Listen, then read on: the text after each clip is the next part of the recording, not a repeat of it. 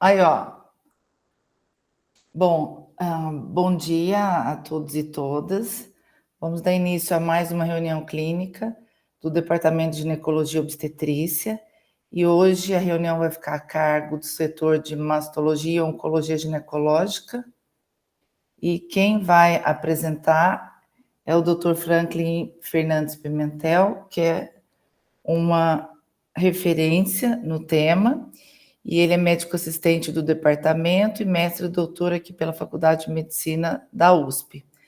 Franklin, a palavra é sua. Muito obrigada por você ter aceitado o convite para ministrar a aula. Legal. Bom, obrigado, Carol.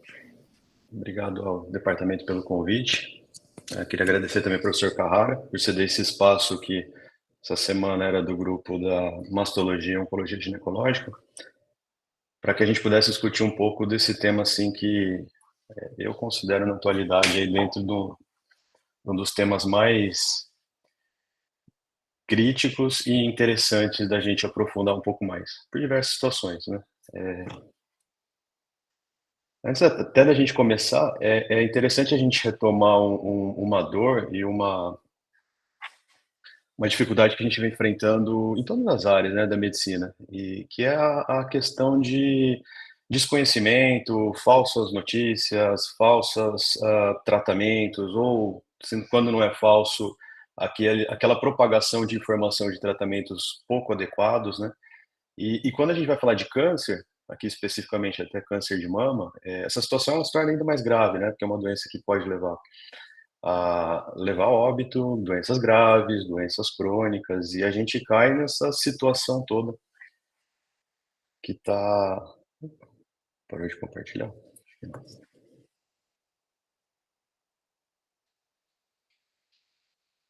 Acho que interrompeu, né? Deixa eu voltar. Interrompeu. Parou sozinho. Pronto. Agora voltou. E quando a gente fala de alto risco, então, é importante a gente entender o que é esse alto risco. Então, se na mulher brasileira a gente fala que uma em cada 8 vai ter câncer de mama ao longo da vida, esses dá aí cerca de 12% de risco de lifetime. Alto risco seria porcentagens, né, riscos maiores que isso, 12 a 13% de câncer de mama. E câncer de ovário, para a gente tentar fazer uma associação, porque são patologias aí que, quando tem mutações genéticas, acaba vendo junto, né, parte das vezes, esse risco aumentado, 1 a 2% é o que se espera na população, um alto risco seria porcentagens maiores que isso. A gente precisa muito bem entender e cada vez mais dividir grupos para tomar medidas que sejam possíveis reduzir esse risco nessas populações, né? Então a gente já viu aqui em uma discussão prévia medidas redutoras de rastreamento de imagens mais intensificados, com mais métodos de imagem em população de alto risco. E agora a gente vai abordar um pouquinho mais das opções cirúrgicas ou clínicas para redução desse risco. Um dos pontos atuais que a gente relembra é que eu gostei muito recentemente de um artigo que eu li, até no jornal do CRM, que falava da geração, ou a geração, os médicos estão sendo formados novos, ou até da geração mais antiga que está transformando a mentalidade, para uma era que está levando a gente a um conceito até que eles estão classificando como hipoesquilia, né? Esquilia de skills, de capacidade de compreensão, de atuação, deficitária em relação a isso, cada vez mais se apoiada no tecnicismo, em medidas aí de massa para tomar atitudes, ou condutas que agradem ao paciente ou agrade aquela corrente comum do que está se pensando. E esse gráfico aqui é só para a gente ter uma ideia da proporção de mastectomias bilaterais realizadas no Canadá. É um trabalho aí que levou em consideração 23 anos, e ele mostra a seguinte situação epidemiológica, até para a gente refletir um pouco mais nesse assunto. Com o tempo, né, de 91 a 2013, teve uma queda aqui considerável, de 45% para 35% dos casos de câncer de mama tratados com mastectomia unilateral. Isso quer dizer que tumores estão sendo considerados e encontrados cada vez mais precoce, possibilitando cirurgias conservadoras. Aqui a quantidade de e aqui embaixo a quantidade de mastectomias bilaterais. Então sai de uma incidência de menos que 5% lá em 91, que provável que seriam aquelas mulheres que já apareciam com câncer de mama bilateral, para uma incidência batendo perto de 25%, uma em cada 4 mulheres com a cirurgia bilateral sendo realizada. Então, qual que é a intenção muito provável desses casos? Mastectomia com a intenção de reduzir o risco da outra mama, e não porque essa mama tinha efetivamente um câncer para ser tratado. E isso se encaixa? Isso tem respaldo, né? A gente tem visto que cada vez mais que não. Mas a gente vive uma situação muito difícil, né? Porque o paciente chega para a gente hoje em dia com a seguinte mentalidade: doutor, eu quero fazer tudo possível. A grande parte das mulheres que a gente vê vai começar o tratamento de câncer de mama. A primeira ideia é: não, eu quero tirar as duas, eu quero tirar tudo. Com essa ideia, até errônea, é um raciocínio que a gente tem que entender um pouco melhor, que quanto mais agressivo, mais radical, mais efetivo, né? E às vezes esse raciocínio que parece muito simplista, fácil da gente fazer essa analogia, ele não se aplica. Tanto que a gente tem esse trabalho aqui muito interessante, quase 50.000 mulheres acompanhadas na Suécia, e avaliaram aí durante anos como que era a evolução desses casos, né, o prognóstico. E viu-se que, inicialmente, quando a gente começou a fazer cirurgias conservadoras, a gente tinha ideia. Se a mulher pode fazer cirurgia conservadora, o resultado é igual das duas. Ela pode até escolher, eventualmente, mastectomia, mas aumentar a radicalidade não aumenta a taxa de cura, não aumenta, melhora o prognóstico. E esse trabalho mostrou que aqui, provavelmente, aí até contra nosso raciocínio, né, populacional, a gente, as mulheres submetidas à mastectomia tinham desfechos até piores do que as de tumorectomia, quando ajustada para diversas variáveis. Então, considerando o mesmo tamanho de tumor, o mesmo tratamento realizado, a cirurgia conservadora foi melhor que a mastectomia. Então, isso aqui é muito interessante a gente sempre lembrar que o conhecimento científico ele precisa ser validado de uma forma aí adequada, né, os experimentos de uma forma adequada, e aí o resultado desse experimento a gente tem que refletir sobre eles e tentar entender o mecanismo do que está acontecendo, e não o contrário.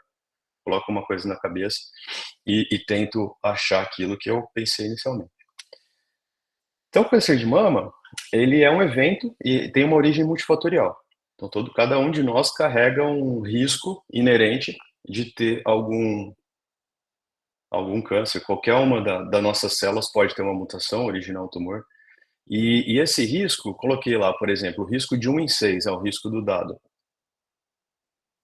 Se eu tiver medidas, até na aula anterior foi discutido muito isso, se eu realizar ou incentivar medidas de redução de risco, atividade física, evitar a obesidade, uma alimentação adequada, medidas preventivas que o paciente vai atrás que sejam realmente comprovadas, eu consigo transformar esse risco em um risco menor. Então, por exemplo, lá o risco de acertar uma bolinha na roleta.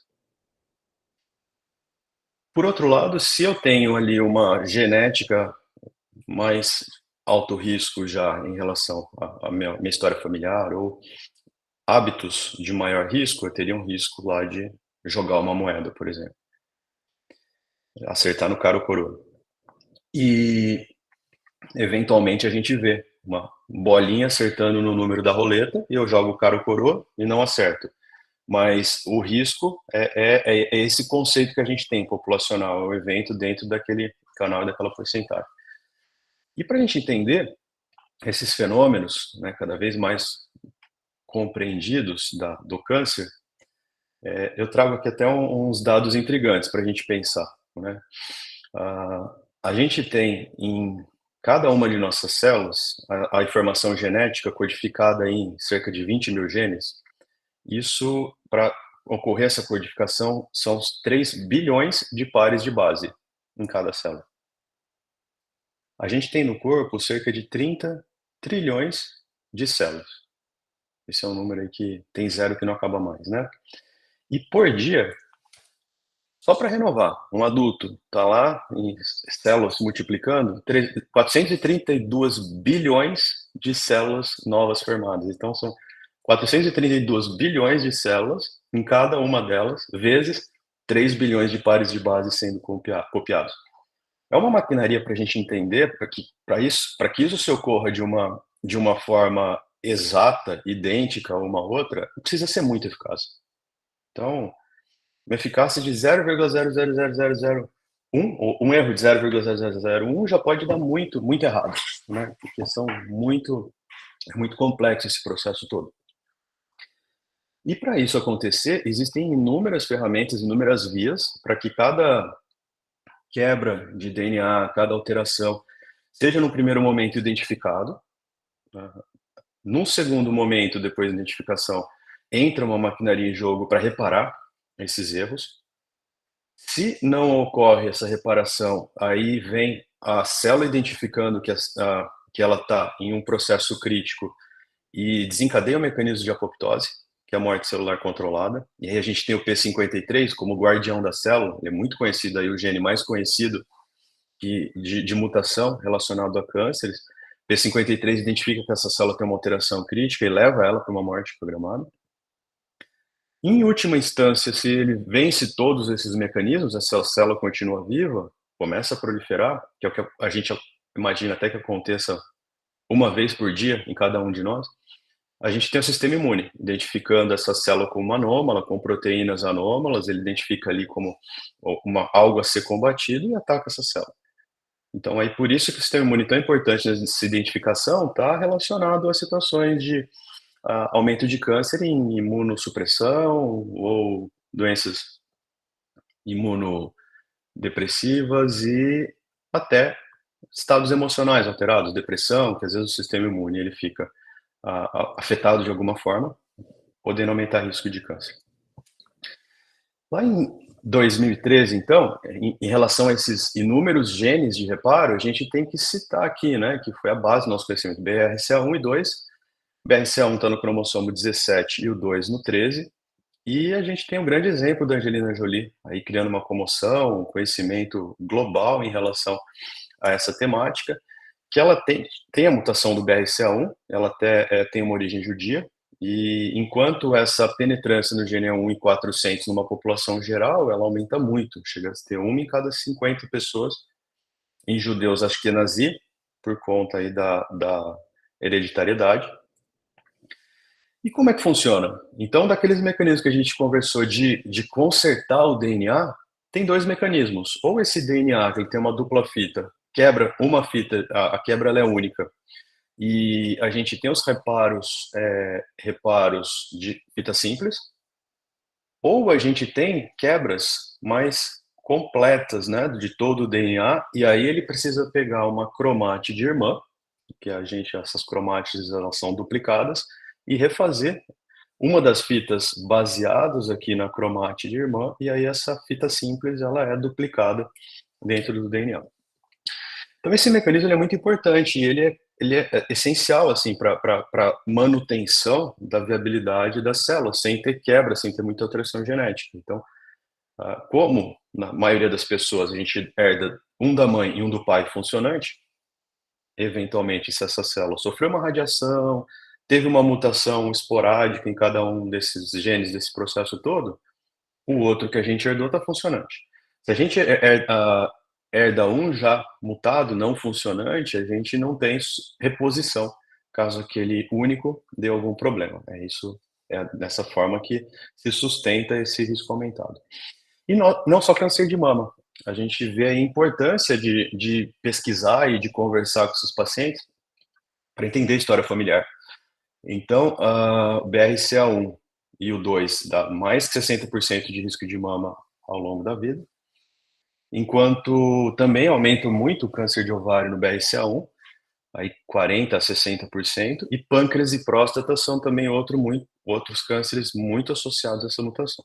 E BRCA2 aumenta um pouco o ovário, um pouco menos, mas também é significativo, pâncreas também, e próstata bastante, então é o gene relacionado à próstata hereditária. E desde essa época, a gente já tem vários estudos, análises populacionais, correlacionando a mutação do BRCA1 e 2 com benefício na mastectomia bilateral profilática. E quando a gente fala na cirurgia, a gente está falando antes da mulher ter o câncer.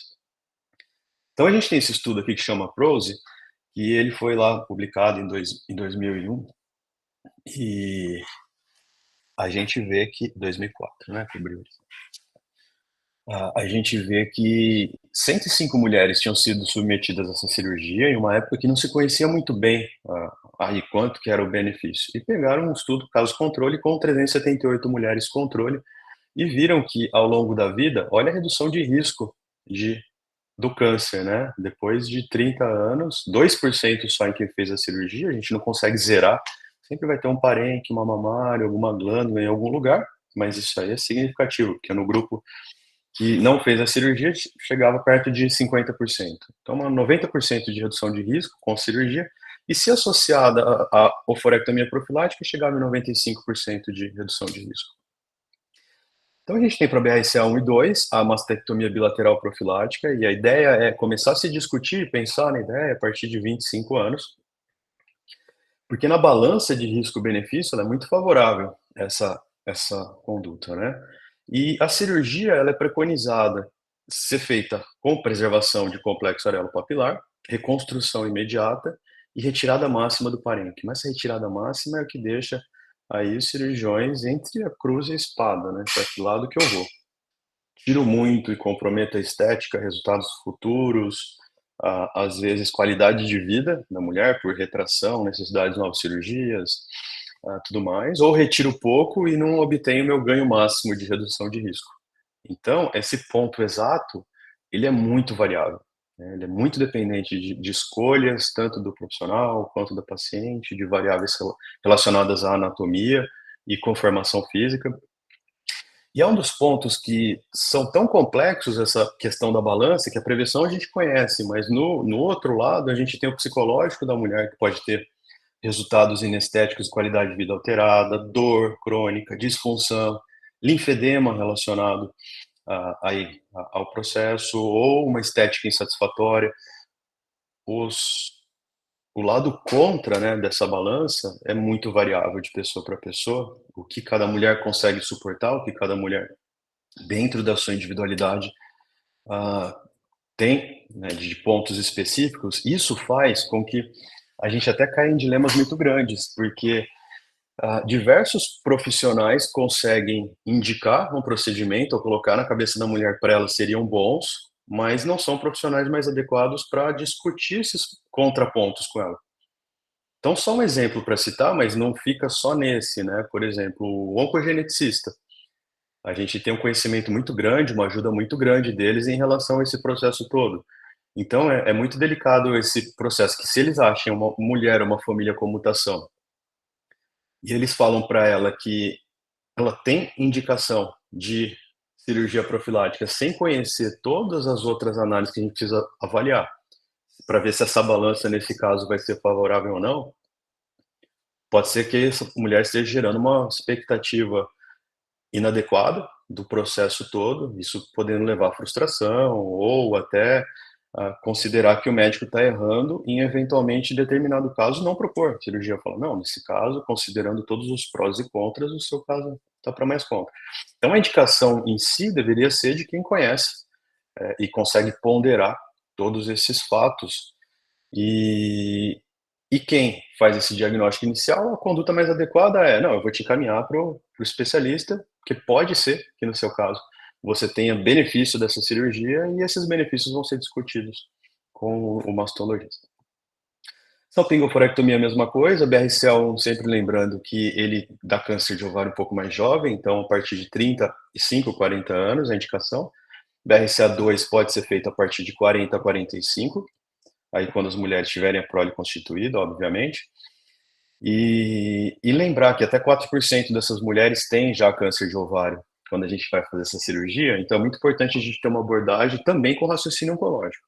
Ultrassom transvaginal prévio, ICA 125, para não ser surpreendido lá na cirurgia com qualquer câncer que esteja existente já.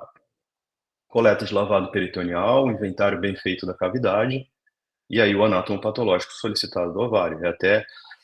É até às vezes meio redundante a gente ter que falar que tem que pedir o anátomo patológico do ovário, e grande parte das vezes o pessoal pergunta, né, vai mandar para P? E tudo que a gente tirar para documentação do que foi obtido para validação, não nesse caso, todos os outros casos cirúrgicos são situações que devem ser encaminhadas para anátomo patológico.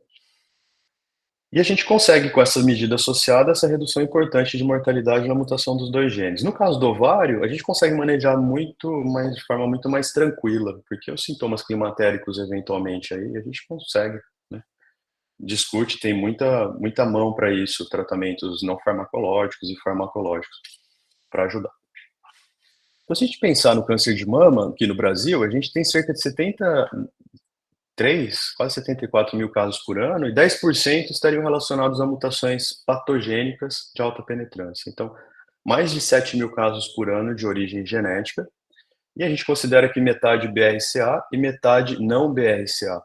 E por que não BRCA? Porque não é só um gene que vai lá e faz tudo. Esse processo de reparo e de identificação, reparo do, do DNA, ele é feito com associação de diferentes proteínas, diferentes etapas. Então, a gente tem aquelas proteínas que identificam, aquelas que vão fazer, aquelas que efetuam, e cada uma dessas tem uma maior ou uma menor importância no processo todo. Isso faz com que a incidência seja conhecida da mutação. A gente não tem estudos para mastectomia profilática das diversas mutações, porque elas têm uma frequência menor às outras. Mas a gente conhece a incidência e atualmente a gente fica aqui para aqueles casos que aumentam em 4 vezes ou mais o risco de câncer de mama, que são que estão aqui em vermelho, mastectomia bilateral seria indicada. Para aqueles que aumentam em cerca de 2 a 4 vezes, ela é orientado que seja discutida, né, com o paciente, levando em consideração as características da paciente, as motivações, e é uma medida que, depois de toda essa avaliação criteriosa, pode ser proposta. E aqueles casos que têm uma incidência abaixo de 2%, 2 vezes o risco aumentado, são aquelas pacientes que não têm indicação de cirurgia mesmo. Aqui a gente tem, das variantes de não BRCA, numa população de 215 mulheres, diversos genes, com diferentes proporções entre eles. Então, a gente tem o PALB2 aqui e o P53 como genes de alto risco mesmo, os mais prevalentes, e o ATM como gene de moderado risco sendo mais prevalente. E a gente tem genes também de suscetibilidade a câncer de ovário. E olha só, esses 4 aqui são os genes da síndrome de Lynch, que dão câncer de endométrio, e associado a câncer de endométrio e câncer coloretal. Então, se a gente tiver uma mulher com uma história familiar sugestiva ou conhecida de predisposição genética, e quem que merece ser investigado para BRCA e preferencialmente por painéis gênicos hoje em dia, né? A gente tem os critérios do NCCN cada vez mais amplos e contemplam aí, com o teste vai ficando mais barato e vai ficando mais conhecida a informação, o NCCN ele preconiza que, se ela tiver uma história pessoal de câncer com parente de primeiro ou segundo grau, com critérios para teste, uma mulher aí tem parente, e esse primeiro ou segundo grau, câncer de mama abaixo dos 50, ou câncer de mama em qualquer idade nesse parente, né, que seja triplo negativo, cânceres múltiplos, ou aí bilaterais, câncer lobular, câncer de mama masculino, ou origem judia Ashkenazi. Ou essa mulher tem uma história familiar de parente de primeiro, segundo ou terceiro grau. E isso implica em um critério muito abrangente, porque primeiro grau são pais, filhos e irmãos.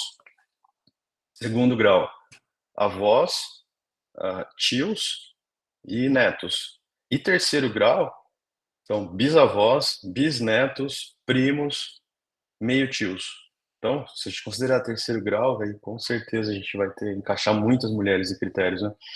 Câncer de mama abaixo de 50, câncer de mama masculino, 2 ou mais parentes com mama ou próstata, 3 com câncer de mama em qualquer grau, câncer de ovário, pâncreas ou próstata metastática. Então é importante a gente identificar esses 4 cânceres como muito importante da gente constar na nossa anamnese quando a gente quer estratificar essa mulher para alto risco ou não.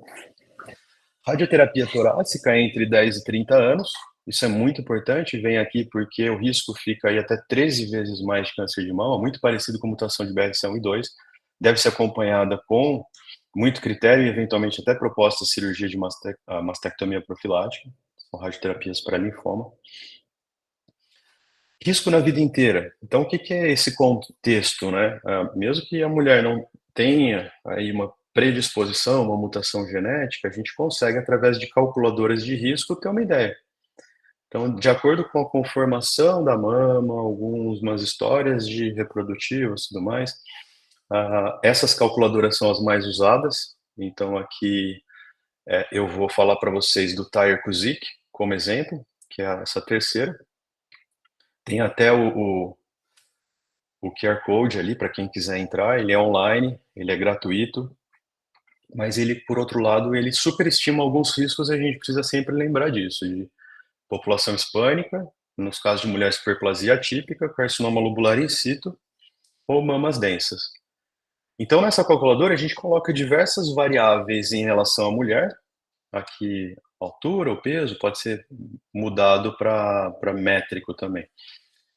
O peso atual, a idade, se ela tem filhos ou não, quando que foi a menarca, se ela já está menopausada ou não, se fez reposição hormonal e alguns pontos relacionados à família. Então, diversos parentes, aqui a gente tem a da mãe, em relação a câncer de mama, ovário, se é conhecida alguma mutação, e a idade que teve esses cânceres, né? Então a gente pode escolher o parente acometido, porque é uma calculadora principal baseada em história familiar, e ele vai, depois disso tudo, né, que escolheu a mãe, coloca informações da mãe, dos parentes que a gente vai analisar, e depois disso tudo ele me dá um risco de 10 anos e um risco durante toda a vida.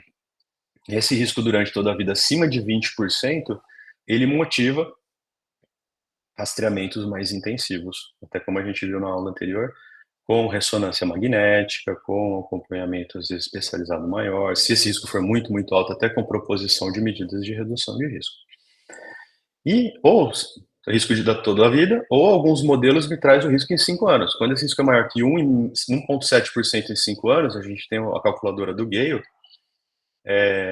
e ela é válida para pacientes a partir de 35 anos, em casos de hiperplasia ductal atípica ou neoplasia lobular, a gente também tem a possibilidade de redução de risco.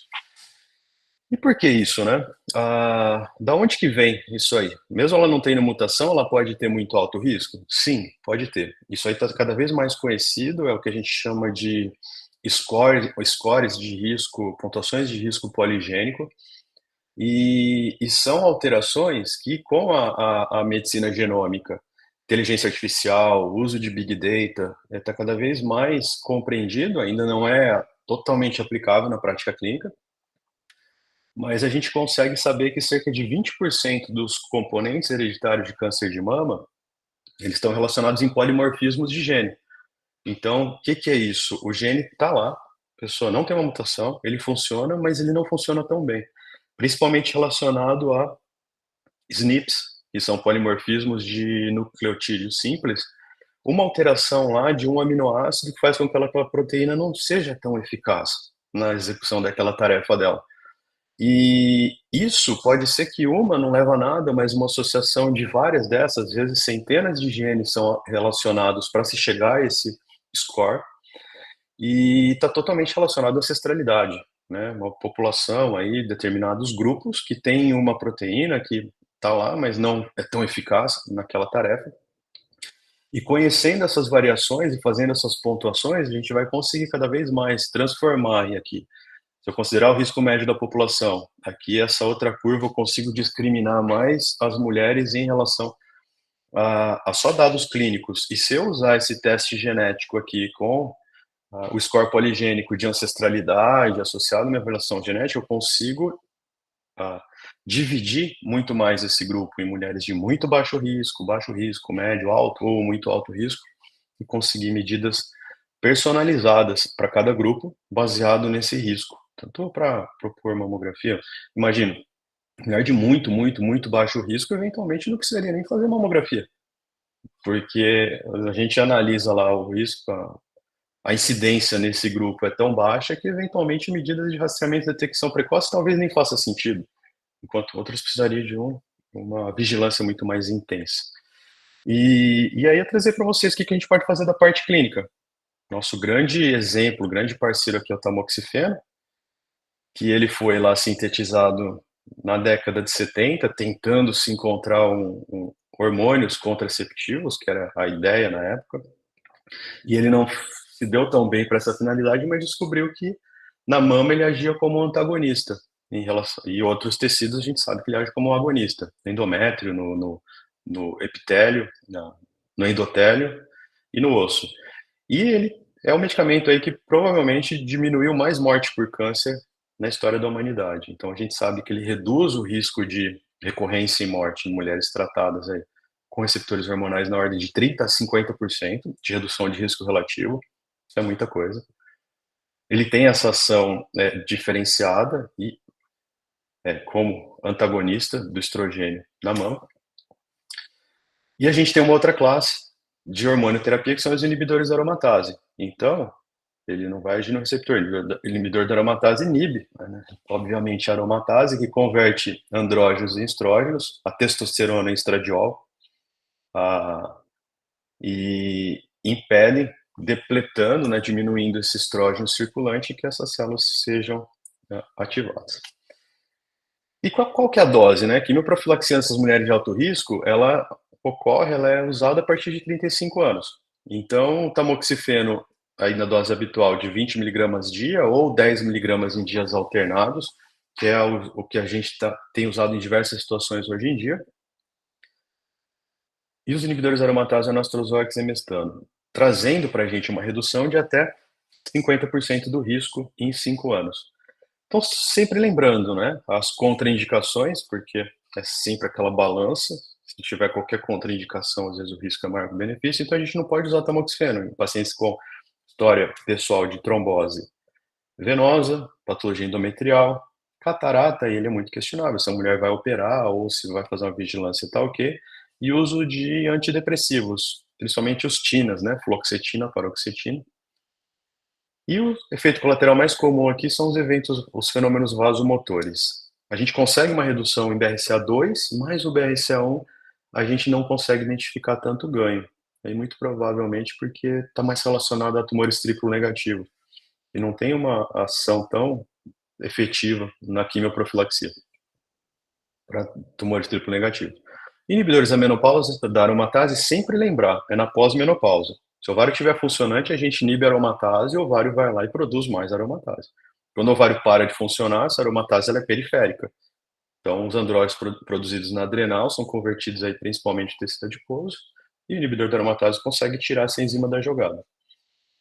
A gente deve acompanhar a densidade óssea, porque ele leva muita osteoporose, então uso sempre associado a carbonato de cálcio, avaliação de vitamina D ou suplementação, e bisfosfonato a gente começa inclusive quando tem osteopenia grau 3 ou grau 2 com fatores de risco, sempre lembrar desse ponto. No uso de inibidor da aromatase a gente diminui nossa tolerância para avaliação óssea, começa a tratar mais precoce. E podem estar relacionados a dores osteoarticulares ou síndrome geniturinária. E para a gente finalizar, eu queria trazer um trabalho aqui para a gente entender um pouco mais desse contexto todo. Foi um dos trabalhos da plenária do último San Antônio, que fez uma pesquisa de mulheres que tinham mutação de BRCA, é um grupo italiano, ele é coordenado pelo Matteo Lambertini, e a proposta era, a gente já sabe de um trabalho muito importante há 2, 3 anos, que mulheres jovens tratadas de câncer de mama que engravidavam não aumentava risco de morte, não aumentava risco oncológico e nem riscos obstétricos. E a proposta desse trabalho foi entender mulheres com mutação de BRCA. Então, mais de 5.000 mulheres foram avaliadas no estudo retrospectivo e se encontrou que 4.000 não tinham tido gestação e ali 659 mulheres engravidaram após tratamento do câncer de mama. Na média, aí, deu 22% do grupo, sendo que mais comum era nos casos de receptor hormonal negativo e o receptor hormonal positivo, aí talvez até pela idade um pouco maior ou o uso, a necessidade de terapia endócrina que contraindica a gestação por um tempo, o índice de gravidez foi menor. Quando analisaram a parte de reprodução, né, viram que a maioria delas tinham gravidez entre 2 e 5 anos do diagnóstico, 80% praticamente aqui gravidez espontânea e 20% com necessidade de reprodução assistida. Então a gente sabe que abaixo de 40 anos, a grande maioria das mulheres, mesmo submetidas à quimioterapia, vão ter retorno de função ovariana e retorno de capacidade reprodutiva após um tempo, né? E o prognóstico obstétrico dessas mulheres mutadas, jovens e tratadas de câncer de mama foi que 80% tiveram o parto, ali aborto girou em torno de 10%, 90% teve uma gestação, 10% duas, aí cerca de 90% tiveram um parto a termo, e se a gente correlacionar as complicações, aí 86% das mulheres sem nenhuma complicação. E a gente, é importante notar aqui, que eu até tinha pulado, a idade mediana dessas mulheres, em torno de 35 anos. Então já é uma mulher que tá para, em relação à história obstétrica, é uma idade mais avançada. Se a gente considerar o interquartil, vai de 32 a 37 anos. E todos esses dados, então, obstétricos relacionados estão aí dentro do condizente com o populacional, não aumenta esse risco. E 33% delas, inclusive, amamentaram, né? E as mulheres que amamentaram tiveram uma mediana de 5 meses de amamentação. Isso é muito importante, esse dado. Então, o outro ponto considerado para isso foram os eventos relacionados à oncologia. Como que essa mulher vai ficar em relação ao risco do câncer? Será que volta mais o câncer, tem mais metástase, mais morte? Então, o desfecho principal analisado foi sobrevida livre de eventos, e foi visto que o hazard ratio aqui era não diferente um do outro, então não aumentou mais risco de câncer de mama. E olha só que interessante, esse aqui é um dos pontos que chama muita atenção para a gente na publicação, no congresso, né? Sobrevida específica de câncer de mama, que é aí o risco dela ter uma recorrência local, ter uma metástase ou morte pelo câncer de mama só, se a gente considerar só o câncer de mama. As mulheres que tiveram gravidez tiveram um risco, inclusive, reduzido, na ordem de metade, né? Aqui, de redução de 47% do risco. E não só ao câncer de mama, mas associada à menor taxa de morte por qualquer causa. Uma redução de 48% do risco. Então, vai muito contra aquela corrente que a gente pensa. Por isso que a análise de evidência científica é importante para a gente refletir cada situação. Então, se uma mulher tem câncer de mama, eventualmente, a primeira coisa que a gente pensa é: nossa, não vamos engravidar, porque vem um monte de hormônio, aquela chuva de hormônio da gravidez pode aumentar risco.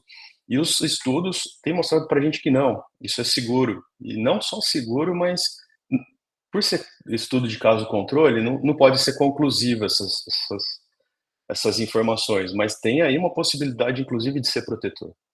Olha que importante isso, né?